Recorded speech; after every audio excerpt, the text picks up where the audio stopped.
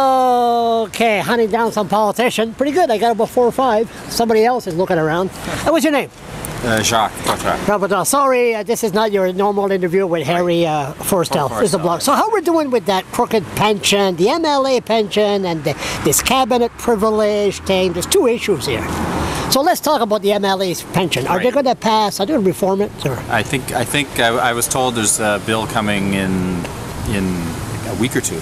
Yeah. So do you think it's just going to be minimal change, and they're going to show New Brunswickers, hey, we made a mistake? Well, the report recommended somehow going back to the 2008 rules before they changed it during the flood.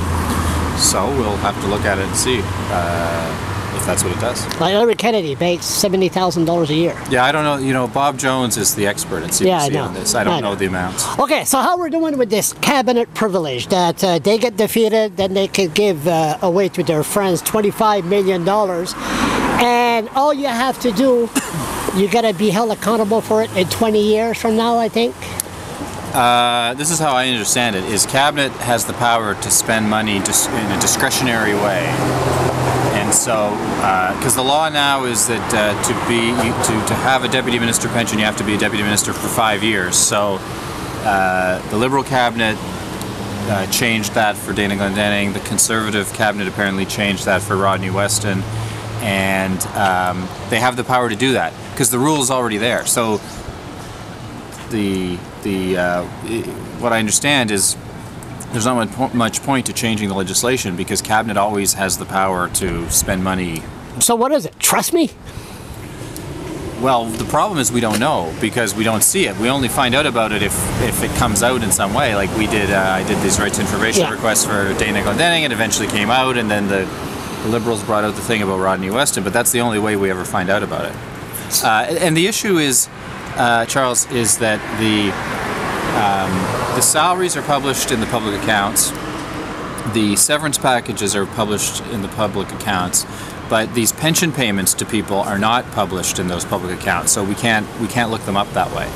And if you believe that the payments, the salaries and the severance should be published publicly in those books, then maybe the pension should be too. It looks like they're.